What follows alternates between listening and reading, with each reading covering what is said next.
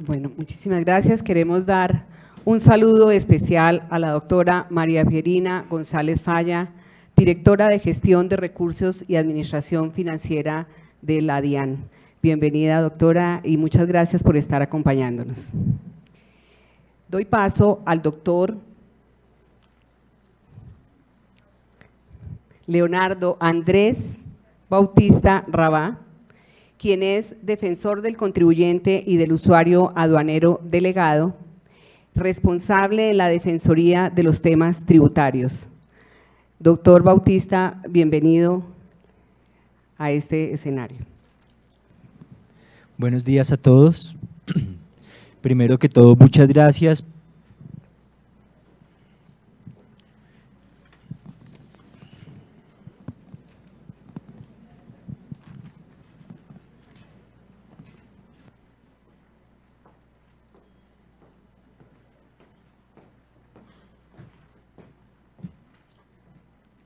Buenos días a todos. Primero que todo, muchas gracias por su asistencia, por su participación. Un agradecimiento a la Dirección de Impuestos y Aduanas Nacionales por su apoyo con este evento, al Instituto Colombiano de Derecho Tributario y a la PricewaterhouseCoopers. Vamos a abrir el foro de reforma tributaria estructural. Contamos con la participación del doctor Carlos Miguel Chaparro Plazas, socio de la firma PricewaterhouseCoopers, quien va a presentar el tema de tributación internacional frente al actual proyecto de reforma tributaria. Posteriormente, continuará el doctor Gustavo Pardo Ardila con las temáticas asuntos jurídicos del régimen de impuestos, asuntos jurídicos del régimen del impuesto sobre la renta para personas jurídicas, y posteriormente el doctor Daniel Felipe Ortegón Sánchez, asesor de la Dirección de Gestión Jurídica de la Dirección de Impuestos y Aduanas Nacionales, presentando las modificaciones generales en el IVA y el monotributo. Finalmente concluiremos con una presentación de la Defensoría informando cuáles fueron las principales propuestas que hemos presentado en materia de procedimiento para la administración, cuáles de ellas fueron acogidas y con cuáles continuaremos en nuestra gestión dentro de este procedimiento de discusión del actual proyecto. Con ustedes el doctor Carlos Miguel Chaparro Plazas.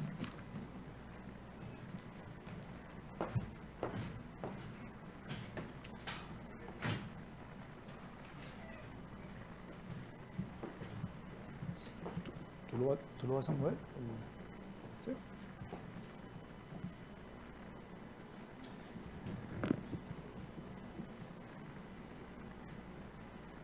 ¿Apunta ya? Bueno, muy buenos días, muchas gracias, Leonardo. Quiero comenzar por agradecer a la Defensoría del Contribuyente, a la doctora Gloria Nancy, a Leonardo y demás miembros por su generosa invitación para que pudiéramos participar hoy en este evento y compartir con ustedes algunos puntos de interés de esta reforma tributaria. Quiero saludar también a los distinguidos panelistas que hoy en día están participando en esta conferencia académica. A ver, el derecho tributario internacional está pasando por uno de sus momentos más dinámicos, con una grandísima dosis de multilateralismo, con un gran apoyo político a nivel internacional, y Colombia pues viene siendo parte de ese esfuerzo, participando activamente en las diferentes iniciativas que a nivel internacional existen para tratar de armonizar de alguna forma el derecho tributario internacional. En este sentido, como bien lo anuncia la agenda académica, BEPS, el programa o la iniciativa del grupo G20 que comenzó hace unos 3-4 años, pues ya lo vemos aquí en la reforma tributaria en cierta medida, y por supuesto todo lo que tiene que ver con el intercambio de información fiscal también hace parte de esa reforma. Reitero que Colombia activamente viene haciendo parte de ese esfuerzo internacional por multilateralizar la información tributaria y hacer más efectivo el intercambio de información entre los países. De manera que este es un tema que es muy importante, muy relevante, hace parte de la reforma tributaria en una gran medida, y vamos a dedicar los siguientes minutos a repasar en qué sentido los cambios se han propuesto.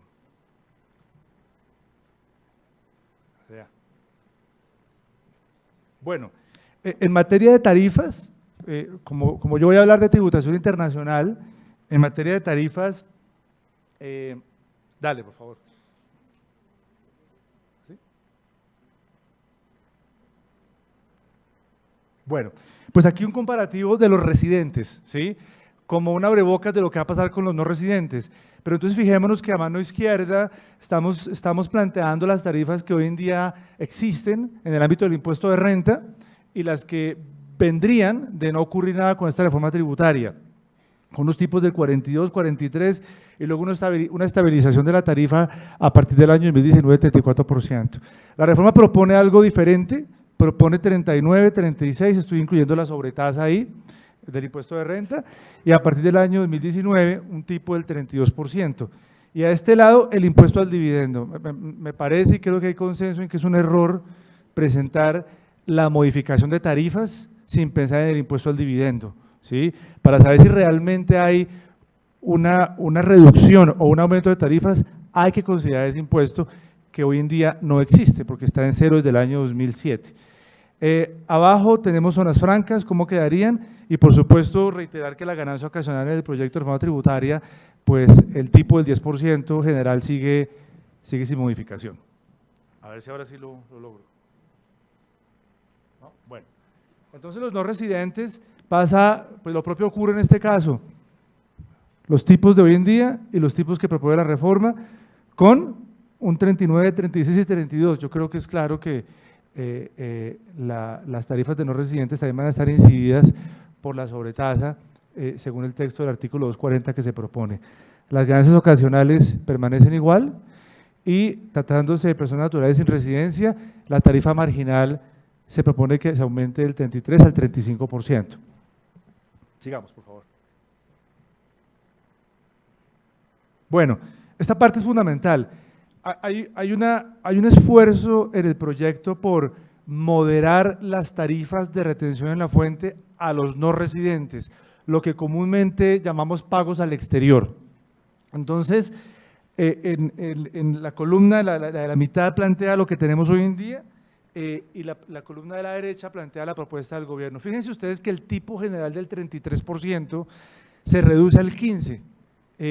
Y eso tiene no solo de positivo la reducción de tarifa, sino además los costos transaccionales.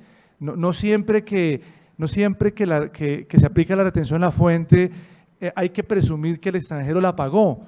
Puede ser que transaccionalmente, y eso ocurre con frecuencia, los impuestos son a cargo de quien ha contratado el servicio y están dentro del precio, con lo cual transaccionalmente resulta muy costoso. Entonces, nos parece que es bienvenido pensar en que se modere el tipo, que quedemos en una tarifa intermedia del 15%, en lo que antes era 33%. Quiero dejar claro que la reforma no persigue cambiar el concepto de renta de fuente extranjera ni renta de fuente nacional. Eso sigue en los términos que tenemos hoy en día. No hay una creación indiscriminada de retenciones en la fuente para pagos al exterior. Siempre habrá que seguir consultando el concepto de renta de fuente colombiana y el concepto de renta de fuente extranjera. Aquí hemos destacado en negrilla las principales entregas de servicios o transacciones que ustedes a lo mejor ven en su ejercicio profesional. Los servicios técnicos, asistencia técnica y consultoría, tienen un tipo del 10%, van a tener una tarifa del 15% en adelante. Aquí naturalmente que no estamos contemplando los acuerdos para evitar la doble imposición. Los créditos obtenidos en el exterior o leasing, hoy tenemos dualidad de tarifa, 33 o 14, van a quedar unificados al 15%, es positivo. Y los servicios administrativos prestados en Colombia o desde el exterior. Esto nos parece de la mayor importancia porque hoy en día y en los últimos 20, 25 años ha habido una complicación alrededor de ese tipo de servicios. Esto más que todo se refiere a multinacionales operando acá, con sus filiales, con sus subsidiarias, y es común que esas multinacionales en sus casas matrices pues tengan equipos de personas dirigidos a supervisar, vigilar, monitorear cómo van sus negocios fuera de su ámbito de jurisdicción, por ejemplo en Colombia. Entonces, esos costos de administrar y de dirigir un negocio a nivel global, pues es normal que se pretendan recargar a las operaciones en los diferentes países, por ejemplo Colombia. Y desde hace un montón de años hay una norma defensiva, 124, que dice que ese tipo de gastos no son deducibles a menos que se sometan a detención en la fuente. Pero solo se pueden someter a detención en la fuente cuando son renta de fuente colombiana, que es la excepción. Conclusión, no son deducibles.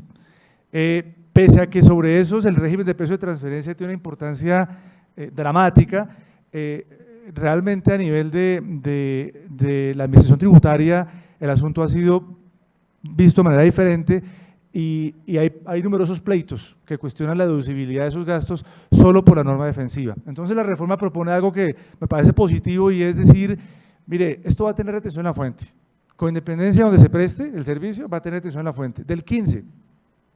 Y eso va a superar o va a permitir superar el primer problema y es que como no hay retención, no hay deducibilidad. Aquí la va a haber y por consiguiente ese primer obstáculo va a quedar superado. Naturalmente que habrá que cumplir con la metodología de precio de transferencia, como corresponde a cualquier cargo que ocurra entre cooperativas vinculadas y que se demuestre la sustancia del cobro, la realidad del cobro. Al final, estamos mostrando otra modificación positiva. Y aquí 2 minutos me detengo para decir que nos parece que la reforma tributaria, con independencia de que su contenido beneficie o no tanto o perjudique a unos y otros, aquí se ve el esfuerzo del gobierno por redactar algo técnicamente apropiado, por ser coherente, por solucionar problemas que vienen siendo debatidos en otras instancias, de manera que hay medidas positivas acá y una de estas es el régimen de ganancias ocasionales. ¿Qué ocurre con los no residentes? Hoy en día la tarifa es del 10%, pero hay un problema de sincronización normativa. La retención en la fuente para un no residente, cuando vende un activo en Colombia, es 14%. Entonces, de entrada la retención es mayor que la propia tarifa del impuesto, que es 10%, lo cual no tiene ningún sentido. Aquí se corrige en buena hora este problema y se propone que cuando haya una ganancia ocasional, la tarifa de retención en la fuente sea 10%, para que, al menos desde el punto de vista nominal, la retención sea equiparable a la tarifa del impuesto. Cuando no es ganancia ocasional, lo que vende el extranjero en Colombia, pues ahora aplicará el tipo general del 15% que se propone en la reforma. Un poco más arriba, cesión de primas de reaseguros, eso es nuevo, eso hoy en día no es renta de fuente colombiana. Cuando se toma un seguro en Colombia, la aseguradora que va a proteger el riesgo, su siguiente paso es ceder parte del riesgo a una reaseguradora, a cambio de una prima. Y cuando eso ocurra con reaseguradores del exterior, pues la reforma, entiendo yo, que propone que eso quede tipificado en el artículo 24 como una renta de fuente nacional con un tipo del 1%. Eso no existe en el estatuto tributario hoy en día. Sigamos. Bueno, ganancia ocasional. Yo no entiendo esta norma muy bien. Seguramente Daniel, doctor Gustavo, más tarde nos podrán dar más luces. Hay una norma de ganancia ocasional que parece reiterar lo que ya sabemos, pero dice que no cubre los activos fijos que hagan parte de su actividad económica. Eso pues preocupa porque puede significar muchas cosas. Puede significar que si yo soy un inversionista y tengo acciones, pues cuando venda las acciones, como eso hace parte de mi actividad económica, no es un activo fijo. Entonces ahí hay algo que no parece cuadrar y que valdría la pena revisar. La reforma no dice nada con respecto a las pérdidas ocasionales. A mí me parece que ese régimen es supremamente injusto, que si hay una ganancia ocasional en un año, o más bien si hay una pérdida ocasional en un año, a menos que yo tenga una ganancia ocasional en el mismo año para cruzar, pierdo la pérdida ocasional, ¿sí? La Comisión de Expertos hizo una propuesta al respecto que no fue, o por el momento no ha sido adoptada por el gobierno, pero yo creo que ahí debería haber algo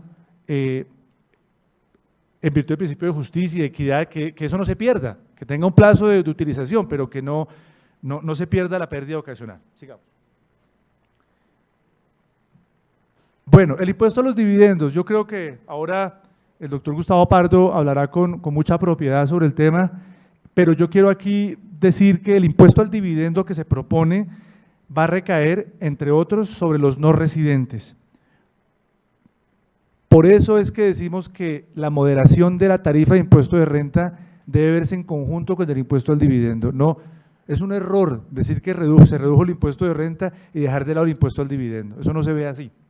Entonces, el 10% se propone para no residentes, sean personas naturales o compañías, y para los no residentes, cuando haya distribución de utilidades que no han pagado impuestos, que están retenidas, que no han pagado impuestos en cabeza de la sociedad, la retención va a subir al 35%, un par de puntos, frente a lo que es hoy en día 33%.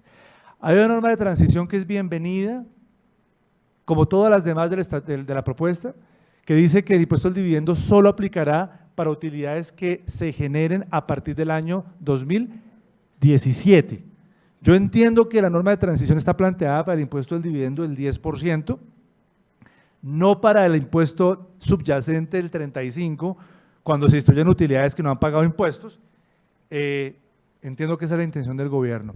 Quizás aquí falte algo, y es, sobre todo en el caso de las personas naturales, el régimen de transición parece asumir que una persona natural, que también va a tener impuesto al dividendo, siempre es accionista directo de la sociedad que lo distribuye.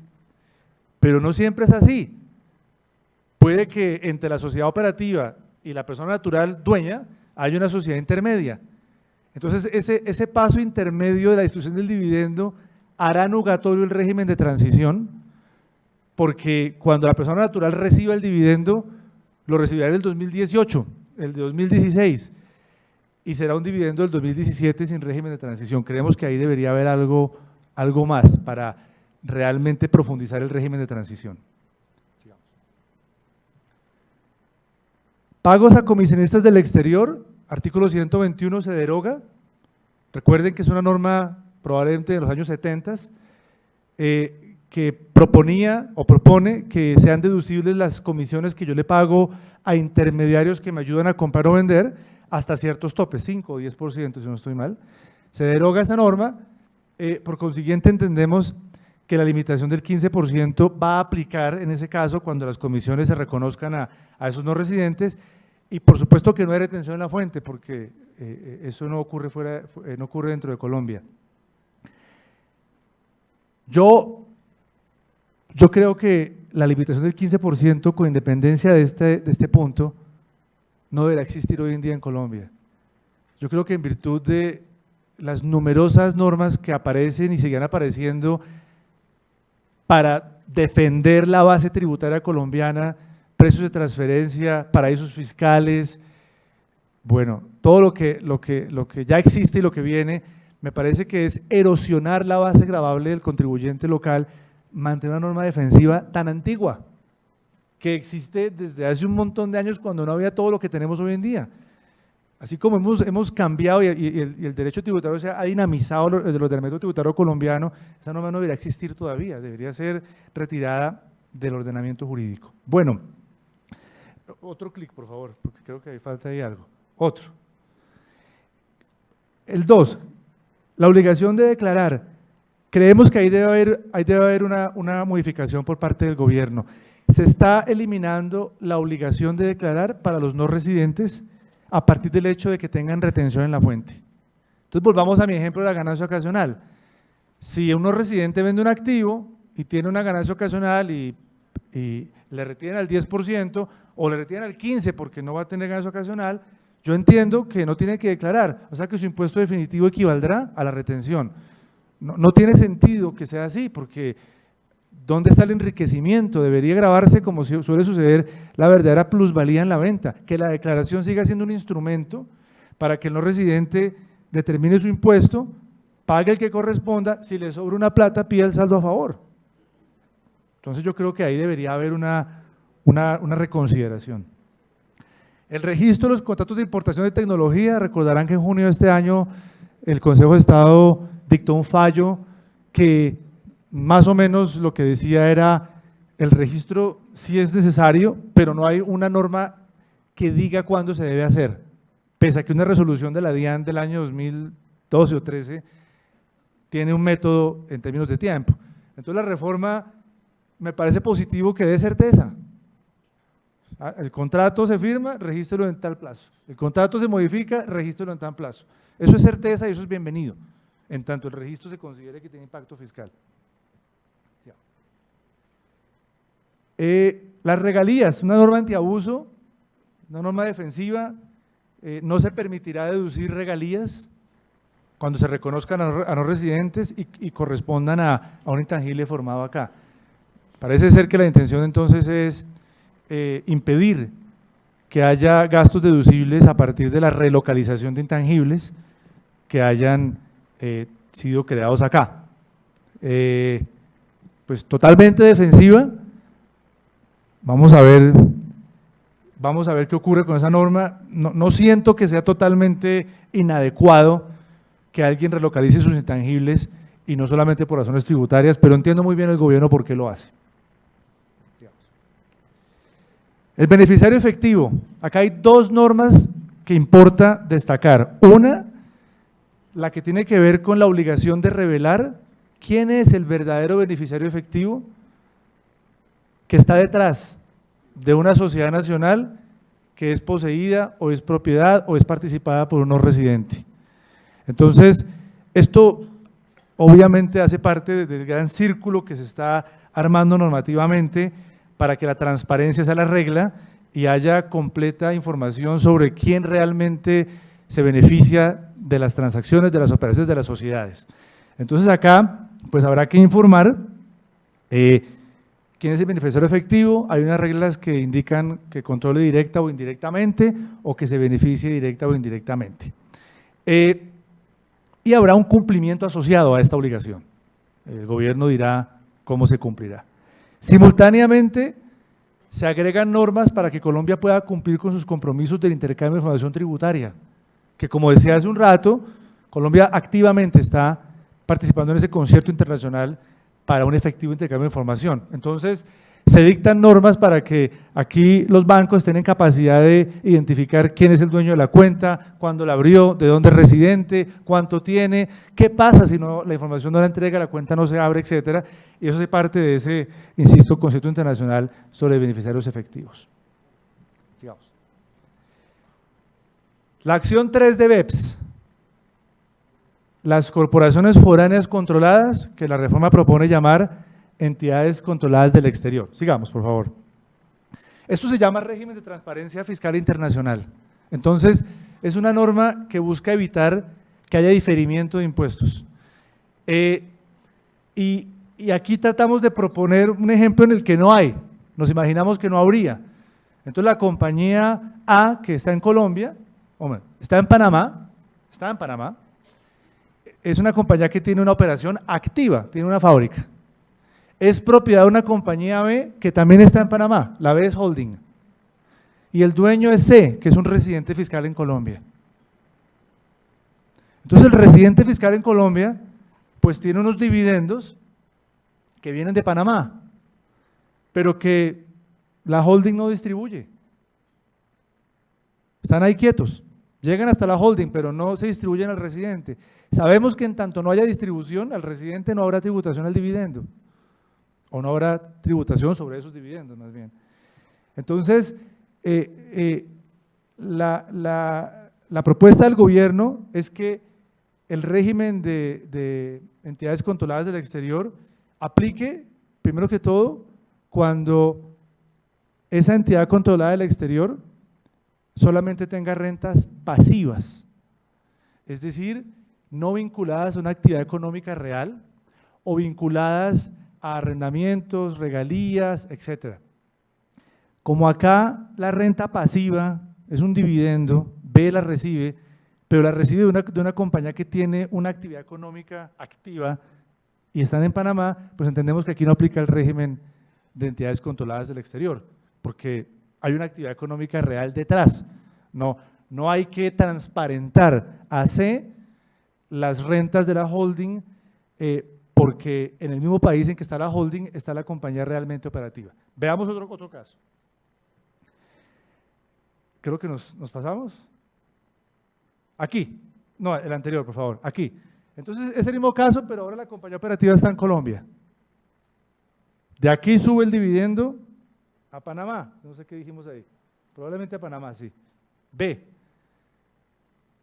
Y B es dueño de C, que es colombiano residente fiscal. B no distribuye nada. En el régimen actual, si B no distribuye nada a su dueño, no hay tributación, está diferida. Hasta que no haya distribución no habrá imposición. Entonces aquí entendemos que el régimen va a aplicar, aquí sí va a aplicar, porque la compañía operativa está en otra jurisdicción, que es Colombia. ¿Qué significa todo esto? Que C tendrá que transparentar a su declaración de renta, pese a que no ha recibido el dividendo, pese a que no lo ha recibido, la renta percibida por la compañía holding a partir del dividendo que recibió de A. Entonces, eso se llama transparencia fiscal internacional y hay unas reglas en el estatuto o en la propuesta que proponen cómo se debe determinar esa transparencia, un principio de realización, normas de crédito tributario por impuestos pagados en el exterior y sobre todo, ¿qué pasa cuando el día de mañana B realmente distribuye el dividendo? ¿Qué va a pasar con C? Pues naturalmente hay una regla que impide que haya doble tributación. Este tipo de normas, insisto, hacen parte del paquete BEPS, Colombia propone adoptarlas, me parece positivo que su ámbito de aplicación sea solamente rentas pasivas, que no caigamos en excesos como en Brasil, que todo se transparenta. Y bueno, habrá que seguir estudiando estas normas para ver en qué otra medida pueden ser mejoradas de cara al proyecto que avanza en el Congreso. Sigamos. A ver, aquí en relación con el mismo tema, agregar que cuando esa compañía B, en mi ejemplo, siendo legalmente una compañía residente en otro país, tiene su sede efectiva de administración en Colombia, pues ese régimen tampoco va a aplicar, porque una de las condiciones es que el residente colombiano controle a una sociedad que sea residente fiscal en otro país. De manera que en ese caso habrá que tener una excepción. Sigamos. Esto ya lo dijimos, sigamos por favor. Bueno, temas de deducibilidad en pagos al exterior. Una norma que propone que cuando el beneficiario efectivo de un pago que se hace al exterior, el beneficiario efectivo, el que está detrás de la compañía que recibe el pago, está en Colombia, en ese caso la limitación queda, la deducción queda limitada porcentualmente. Yo no sé, me parece que es una regla demasiado general que asume que hay artificialidad en el pago. No creo apropiado pensar que porque el beneficiario efectivo está en Colombia, la transacción es totalmente artificial y hay que negar derecho a la deducción. Yo creo que eso habrá que mirarlo en consonancia con las otras normas que examinan la realidad de la transacción. Y por supuesto, en los temas de paraísos fiscales, hay una reconfiguración del concepto. Nos olvidamos de paraísos fiscales, nos adecuamos a lo que internacionalmente hoy en día impera, jurisdicciones de nula o baja imposición, jurisdicciones no cooperantes, pero que quede claro que esta reforma trae algo muy positivo y es que lo que le hace falta hoy en día al artículo 124-2 de paraísos fiscales, ahí se dice que no serán deducibles los pagos o causaciones a quien esté localizado residente en un paraíso fiscal, a menos que se someta a retención en la fuente. Quienes han vivido ese tema habrán transitado un camino en el que inicialmente se dijo todo tiene retención en la fuente, por consiguiente, para que sea deducible, y si no tiene retención en la fuente, según la ley, no es deducible, y la DIAN lo entendió así originalmente, luego lo corrigió, y hoy en día está claro, pero por concepto.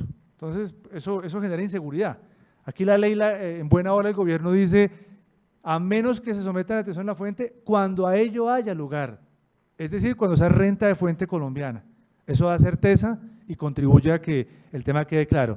La deducción de los costos o gastos pagados a jurisdicciones no cooperantes o nula o baja imposición seguirá siendo examinada a la luz de precios de transferencia y a la luz de la sustancia de la operación. Es decir, no es que se niegue automáticamente. Yo creo que esto hace parte no solo de tributación internacional, sino también la local. Lo que pasa es que quienes tratan con multinacionales se habrán dado cuenta de la poca importancia que las facturas tienen en el exterior, sobre todo en los sistemas anglosajones. La fecha de la factura no importa. Entonces, recibir facturas en mayo de un gasto del año pasado suele ser un problema para quienes tienen que administrar eso. Entonces, acá la norma que se propone para que la fecha de la factura no sea lo relevante, sino más bien la prueba de cuándo se recibió el bien o servicio, pues tiene plena aplicación para los no residentes.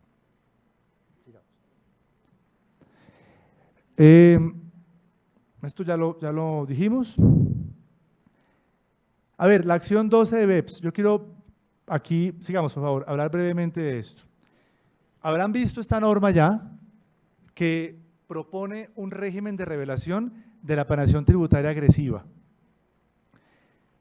La norma lo dice con franqueza, esto es un instrumento para que la DIAN oportunamente conozca las estructuras que potencial o realmente puedan tacharse o calificarse como agresivas tributariamente y para que la DIAN desarrolle programas de fiscalización destinados a desestimular, desincentivar a los contribuyentes a que la realicen. Esto lo propone la OCDE, es decir, aquí el gobierno está replicando lo que BEPS ha ido trabajando. Entonces, pues nos suena como a, Dios mío, ¿qué pasó acá? Voy a tener que revelar, ¿y qué es lo que voy a tener que revelar? Y los supuestos de aplicación hablan de que una transacción podrá tener esa calificación si conduce a la generación o utilización de pérdidas fiscales cuyo valor sea igual o superior a 31.000 VTs. Pero antes de seguir quiero decir algo, me parece muy criticable que la norma plantee que la obligación de revelar aplica por estrategias de planeación tributaria que se hubieran propuesto pero no se hubieran implementado. Yo creo que los contribuyentes deben ser valorados, examinados a partir de hechos, no de intenciones. Entonces, yo creo que eso, yo sé que eso la OCDE lo examinó el grupo de trabajo, pero me parece que eso aquí no debería pasar. Ahora, uno de los supuestos para que la transacción tenga esa calificación es que participen entidades residentes en otras jurisdicciones en donde la tasa de impuesto nominal sea igual o inferior al 80% de la tarifa colombiana. Entonces decíamos, la tarifa de impuesto de renta en Colombia va a ser 32% en un par de años, según la reforma. El 80% de eso va a ser 25%. Yo no creo que ese límite porcentual sea correcto, porque lo que pasa es que nosotros tenemos una tarifa muy alta, sigue siendo muy alta la tarifa, por eso es que medimos el asunto con 80%, pero el 25, 24, 23 no es una tarifa baja en otro país, es una tarifa más bien competitiva. Yo creo que eso hay que revisarlo. Me parece que decir que porque estoy trabajando con una jurisdicción en la que el impuesto de renta es 18%, ya es agresivo, no me parece. 8% es un porcentaje importante para pagar impuestos. Entonces yo creo que es un problema más de que nosotros tenemos una tarifa muy alta, muchas gracias, y claro, al partir de ahí, pues de ahí para abajo nos parece que todo es bajo. Bien. Esta norma obliga a que los promotores, o sea, los asesores, sean los principales obligados a revelar las estrategias. Y el obligado secundario será el propio contribuyente. Y hay unos plazos y hay unos lineamientos en el proyecto para hacerlo. ¿Qué es lo que yo creo? A mí me parece que esta norma encierra un peligro muy grande porque si bien ella misma se encarga de decir, revelar no significa que la DIAN objete o que admita, lo dice con claridad el proyecto, es solamente revelar. Y si yo tengo la tranquilidad de que mi transacción es legítima y tiene sustancia económica, pues yo no tengo por qué estar preocupado. Pero paralelamente la norma antiabuso fue reconfigurada para que sea aplicable de una manera más sencilla. Y entonces yo extraño acá, y a lo largo y ancho del proyecto, y aprovecho para que la Defensoría del Contribuyente quizás reflexione, yo extraño en este proyecto de ley garantías para los contribuyentes. Yo veo muchas normas para evitar que el fisco, su base gravable, se erosione. Normas defensivas, normas antiabuso, algunas muy válidas, otras que se pueden mejorar, eso está muy bien. Pero las garantías del contribuyente brillan por su ausencia en el proyecto de ley. Entonces, cuando tomamos esta norma de revelación de estrategia agresiva y revelamos y la hacemos funcionar en el marco de la norma antiabuso, que ya no tiene esos filtros que hoy en día existen, en la propuesta esos filtros desaparecen, pues sentimos que la inseguridad jurídica va a ser enorme, porque estos son temas muy complejos, temas muy sofisticados, muy complejos, y creemos que para poder atenderlos debe haber no solamente un conocimiento apropiado en la propia administración tributaria, sino unos filtros que realmente garanticen que esto se use responsablemente. Entonces yo creo que ahí debería haber algo en ese particular. Pero no me meto más con esto porque pues seguramente el doctor Gustavo Pardo, con la calidad con la que nos tiene acostumbrados, va a mencionar algo sobre eso. Y bueno, eso es básicamente lo de tributación internacional que está en la reforma tributaria en este momento. Muchas gracias.